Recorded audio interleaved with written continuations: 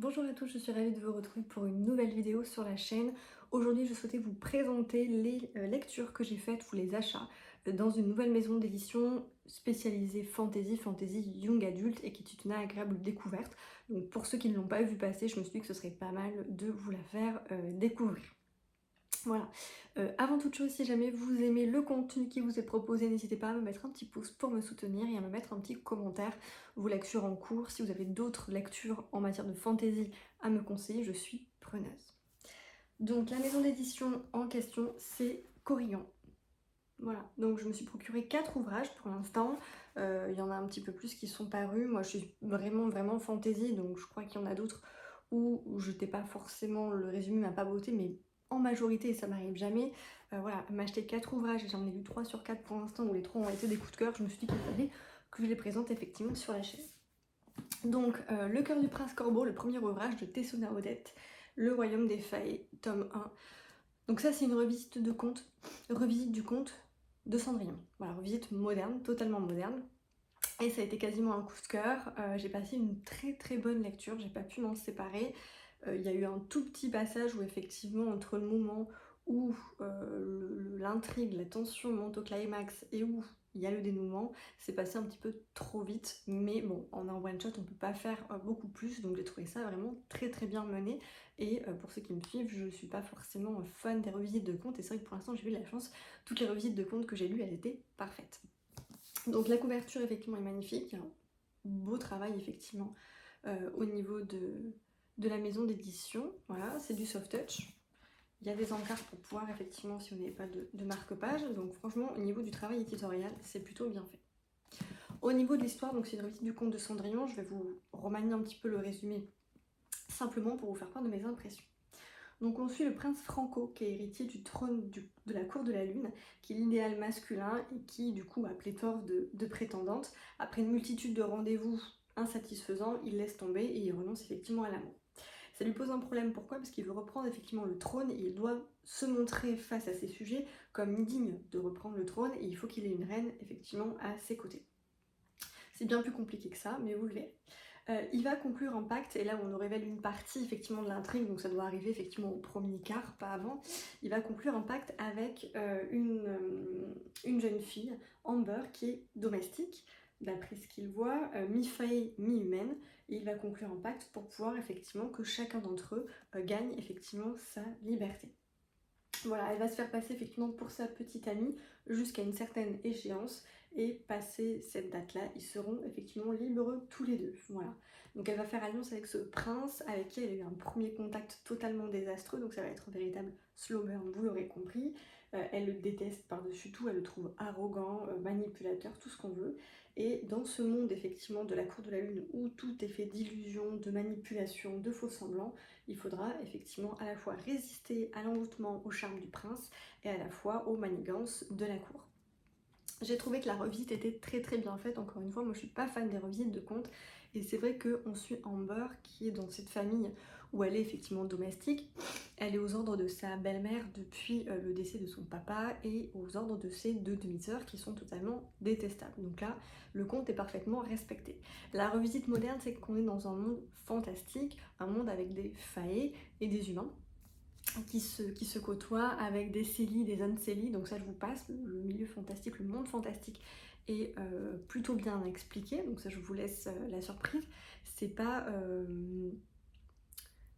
développé en profondeur, hein, parce qu'on est en one shot, donc si ça se poursuit, s'il y a un tome 2 sur ce monde-là, sur ces personnages-là, je pense que ce sera fort intéressant, mais je pense que ce sera pas le cas, que ce sera un autre conte qui sera revisité, à voir. Alors c'est le royaume des failles 1, peut-être qu'on sera toujours dans le royaume des failles, et moi j'aimerais bien que ce soit développé, qu'on en sache un petit peu plus sur les Célie, les Uncélie, sur les failles, les dirigeants, etc. Voilà, les guerres qu'il y a pu y avoir par le passé. J'aimerais bien en savoir un petit peu plus sur l'univers. Donc voilà, là il est posé, mais on est vite dans l'intrigue, dans la romance. Voilà, c'est obligé, forcément, si c'est en un tome que tout est résolu, et c'est le cas. Donc voilà, donc je sais pas du tout sur quoi sera centré le tome 2, si c'est une autre visite de conte, comme La Belle et la Bête, il me semble. J'ai vu quelques rumeurs sur les réseaux, donc j'aimerais bien que le royaume, enfin l'univers soit développé. Ce qui m'a plu dans le roman, c'est la manière dont le conte était revisité. C'est une intrigue effectivement moderne, On le voit, Franco va passer un pacte avec Amber et ce pacte-là va permettre effectivement de les rendre libres tous les deux, vous le verrez de quelle manière.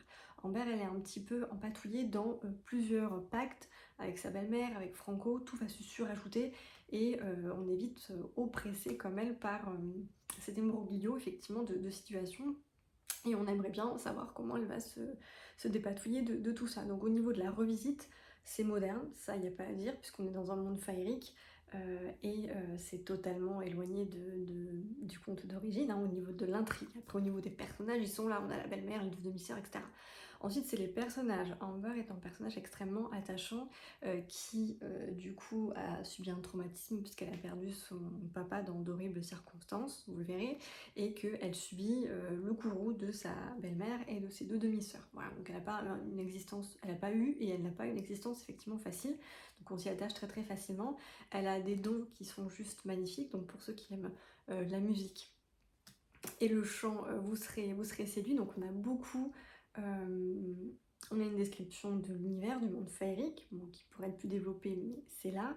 On a effectivement une intrigue, donc de l'action, voilà, ça monte crescendo, et on a une construction des personnages qui est extrêmement bien faite, parce que on a vraiment le ressenti, on a un travail psychologique sur les personnages que j'ai beaucoup aimé pour ma part. J'ai trouvé que c'était extrêmement bien fait, donc on comprend pourquoi Amber est comme elle est, qu'est-ce qui s'est passé dans son passé, quelles sont ses valeurs, ce qu'elle veut faire effectivement bouger, ce qu'elle veut, quelles sont ses croyances profondes, et c'est presque un petit développement quasiment philosophique sur chacun des personnages. J'ai trouvé que c'était très très bien développé. Et Franco, qui au départ peut paraître quelqu'un de totalement arrogant, détestable, c'est une façade et on va apprendre un petit peu à mieux le connaître, apprendre pourquoi effectivement lui aussi il est comme il est, et on va comprendre effectivement ce qu'il souhaite au plus profond de lui-même pour ses sujets, pour son royaume et pour lui-même. Voilà. Donc c'est pas des personnages effectivement qui sont creux, hein. Voilà, il y a beaucoup, je dirais une écriture, une plume qui est quasiment pas poétique, mais qui est belle. Voilà, qui est belle effectivement à lire. Et on est pris à la fois par l'action, il y a des moments d'introspection, un peu plus où on est centré sur chacun des personnages, donc c'est vraiment, enfin il est très très bien fait. J'ai passé un agréable moment, un tout petit peu trop, pas bisounours, mais doudounesque à mon goût, j'aurais aimé un petit peu plus de piquant, mais encore une fois c'est destiné à un public young adulte, mais bon voilà, moi j'ai la trentaine, je l'ai parfaitement lu, ça a été un coup de cœur pour moi, donc j'ai passé un très très bon moment. Un peu plus de piquant, mais franchement, il était extrêmement bien fait, je salue la revisite. Puisque j'étais agréablement séduite, je me suis dit je continue dans les parutions, effectivement, des éditions Corrigan. Alors j'avais vu des avis, effectivement, sur Frost, Frost et Nectar, c'est une saga. Donc là c'est le livre 1, donc il y aura une suite de C.N. Crawford, à la même maison d'édition, et j'avais vu effectivement une booktubeuse qui l'avait lu, qui avait adoré, alors en disant que c'était pas assez développé, mais que c'était addictif. Et c'est le cas, c'est totalement, effectivement, addictif. On est là aussi dans de la faillerie, dans un monde fantastique. Donc là pareil, une couverture, travail éditorial, soft touch, c'est vraiment magnifique. Donc là c'est le deuxième que j'ai lu, donc on suit Ava qui a 26 ans, et c'est totalement comique effectivement. Au début j'ai beaucoup aimé les punchlines entre les personnages, l'humour, le comique de situation aussi, et après le monde fantastique qui est posé pour le coup uniquement, puisque c'est un tome 1, donc on en apprendra un petit peu plus dans les tomes 2. Donc j'ai beaucoup aimé les circonstances, l'histoire et l'humour dans ce bouquin. On suit Ava, donc qui ne croit plus en l'amour, qui est mi-faille, mi-humaine elle aussi, et qui a été abandonnée à la naissance. Voilà. Donc elle a intégré le monde des humains, et elle vit depuis carrément ses 6 mois. Je crois qu'elle a été élevée par une humaine, qui est depuis décédée. Et le jour de son anniversaire, elle découvre que son petit ami avec qui elle se projetait, elle voulait se marier, faire des enfants, elle était partie en voyage, etc., la trompe du coup, et là c'est le coup de massue. Donc elle va se retrouver dans un bar un soir avec sa meilleure amie qui est totalement trop rigolote, j'adore. Elle va se mettre une bonne cartouche et du coup elle va rencontrer le roi des failles qui va débouler dans son bar parce que lui il est à la recherche pour son royaume, la faillerie qui est en train de mourir, il est à la recherche d'une reine. Et pour ça, il va donc mettre en place une tradition dans son monde qui est de faire un tournoi. Donc il va mettre en concurrence un certain nombre de prétendantes, une centaine ou je sais plus combien. Et du coup, la gagnante sera sa reine qui va monter sur le trône, qui va réinjecter sa magie dans la faillerie pour la refaire un petit peu fonctionner, pour qu'elle redevienne effectivement comme il faut. Et du coup, voilà, c'est son objectif. Donc il déboule et il veut effectivement que notre héroïne participe effectivement au concours. Et elle lui met une espèce d'avoine, mais alors elle est complètement bourrée, elle lui met une avoine, mais c'est juste trop drôle. Donc les circonstances, enfin le début du roman est totalement drôlissime. L'arrivée de notre héroïne dans le monde de la faillerie est très intéressant. On a sa meilleure amie qui la suit. On a les punchlines, donc je vous le disais, avec le prince, enfin le roi Thorin, hein, pardon, le roi des failles, Thorin. Donc il y a beaucoup, voilà, c'est pareil, ça va être effectivement une sorte d'enemies to lovers. Donc il va vite par contre se transformer, un peu trop vite à mon goût. Mais je pense qu'il y a d'autres tomes, donc il y aura matière à scueiller les montagnes russes peut-être. Mais voilà, c'était un petit peu trop rapide pour moi au niveau de la romance. Mais extrêmement beaucoup de plaisir à suivre effectivement le tournoi entre les différentes princesses. Il y a beaucoup de violence, de sang aussi, voilà. C'est pas de tout repos pour notre petit cœur, mais sinon c'était très très bien fait. Qu'est-ce que j'aurais oublié de vous dire? Non, voilà, je pense que je vous ai tout dit, hein. L'objectif du roi taurin, c'est de trouver quelqu'un, vous allez voir, qui va faire une alliance effectivement avec Ava, notre héroïne, dans quelles circonstances, et c'est donc un animisme tout lovers, voilà, donc très très bon moment. C'est quasiment un coup de cœur, bien que là aussi j'ai un petit bémol, c'est que la romance a avancé trop rapidement pour moi, mais j'ai hâte de lire la suite. On finit sur une scène où on a juste envie de continuer, donc je crois savoir que les tomes 2 sont prévus à l'automne-hiver pour tous les romans que j'ai lus, donc je suis très très contente. Le troisième que j'ai lu et que j'ai terminé donc juste hier, c'est Un royaume d'ombre et d'épines, la guerre des royaumes de L.J. Andrews. Donc ça je crois que c'est un tome 1, vu comment ça se termine, c'est bien évidemment un tome 1. Et c'est un petit peu comme la saga dont je ne citerai pas le nom de Jennifer Ellermann-Trout. Voilà, vous allez vite comprendre à la lecture du résumé. On suit Élise ici, qui est une jeune femme rebelle. Elle vit dans un royaume où il y a des humains, où il y a des faées, où il y a des... Ouais, c'est un monde effectivement fantastique. Elle est la nièce du roi et elle adore braver les interdits. Donc le soir, elle fait le mur, elle va apprendre à se battre, elle va dans les tavernes. Bon, voilà, totalement séduisante. Notre héroïne n'est donc pas une héroïne potiche, hein, c'est une rebelle, une combattante. Voilà, et son père ou son oncle le roi, je ne sais plus, désapprouve sa conduite et vont donc l'affecter à un soldat légionnaire, voilà, qui va avoir pour mission de la protéger, mais aussi de diriger ses fiançailles. Donc voilà, il a pour mission, je crois, en 15 jours, 3 semaines, de lui trouver effectivement son futur époux, et donc du coup, c'est lui qui est en charge de gérer les prétendants, mais aussi de la protéger, parce qu'il y a des attaques effectivement récurrentes contre le royaume. Donc voilà. Donc le royaume sombre dans le chaos, il y a une guerre entre les humains et les failles qui se profilent à l'horizon, et les ennemis sont partout. On a à la fois un légendaire spectre sanglant, un prince de la nuit dont on redoute le retour, voilà, et les failles qui veulent reprendre effectivement la couronne. Donc il y a un coup d'état pardon, qui éclate, et Légion Grey va devoir emmener notre héroïne, et voilà, elle va devoir choisir à qui elle fait confiance. Donc outre notre héroïne Élise, Légion Grey, donc son protecteur avec qui vous aurez compris, la romance va s'installer. On a des personnages secondaires qui sont très très intéressants, puisque Légion Grey est accompagnée on va dire, loyaux amis, voilà, qui sont tellement marrants. Il y a beaucoup d'humour aussi dans ce roman, et notre héroïne Élise, elle est accompagnée de 2 servantes, de 2 domestiques avec qui elle est amie depuis toute petite, une des 2 depuis toute petite et l'autre depuis quelque temps, donc signe que notre héroïne n'est pas comme tout le monde, voilà. Donc non, vraiment beaucoup de... Alors ça n'est pas sans rappeler effectivement Le sang et la cendre, hein, de Jennifer Ellermann-Trout, c'est un petit peu les mêmes vibes, si je puis dire.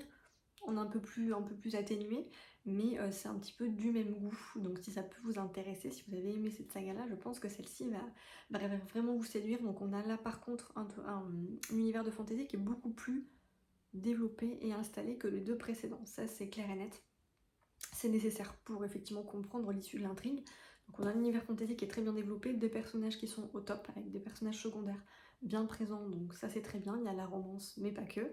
On a beaucoup de l'intrigue politique.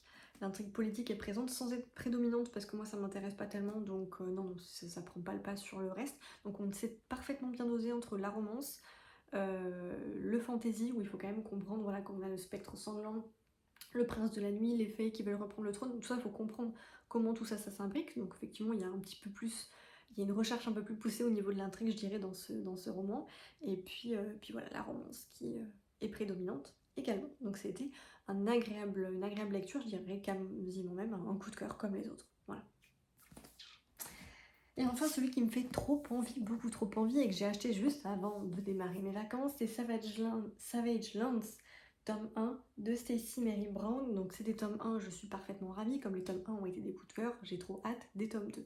Donc là c'est exactement pareil, j'ai vu de très très bons retours sur les réseaux sociaux, je ne l'ai pas encore lu mais ça va être ma prochaine lecture.